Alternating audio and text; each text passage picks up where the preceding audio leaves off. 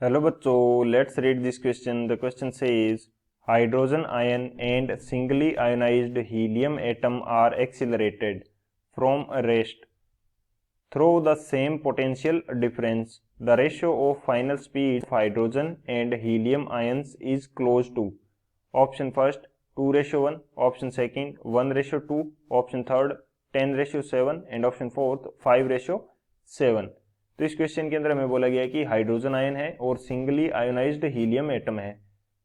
तो हमें find out करना है कि यदि इनको सेम पोटेंशियल डिफरेंस से एक्सीलरेट किया जाता है तो इनकी फाइनल स्पीड का रेशियो क्या होगा। तो बात करते हैं की कंसेप्ट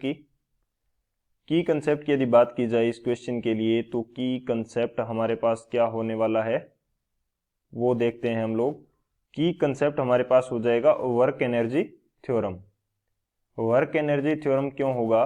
क्योंकि पहले ये पार्टिकल्स जो हैं वो हमारे पास क्या थे, रेस्ट पे थे, फिर इनको किसी इलेक्ट्रिक फील्ड या पोटेंशियल डिफरेंस से एक्सीलरेट किया जाता है, तो इनके ऊपर उस पोटेंशियल डिफरेंस के द्वारा जितना वर्क किया जाएगा वो क्या हो जाएगा, इसकी काइनेटिक एनर्जी में चेंज के इक्वल होगा। इसलिए यहाँ पे हम क्या अप्लाई कर सकते हैं, वर्क एनर्जी थ्योरम। तो जो वर्क डन होगा W वो काइनेटिक एनर्जी में चेंज के इक्वल आ जाएगा। ये हमारा क्या रहेगा, मेन की कंसेप्ट रहेगा।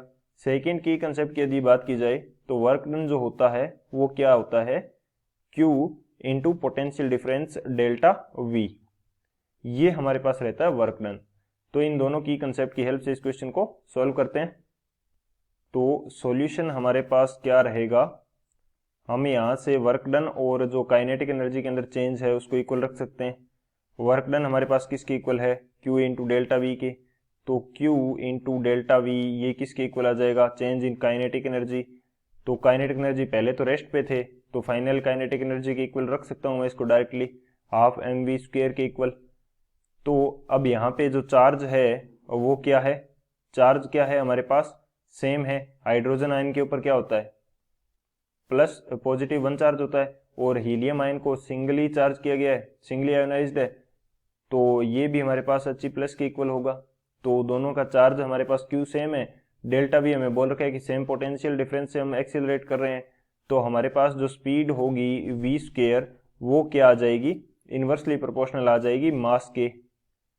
तो यहाँ पे जो v है वो क्या आ जाएगा, v is inversely proportional to under root of m। m क्या है हमारे पास, मास। तो मास ऑफ हाइड्रोजन ये हमारे पास कितना होता है, यदि ये 1 है तो हमारे पास मास ऑफ हीलियम कितना होगा, 4 times of mass of hydrogen, यानी कि 4 हो जाएगा।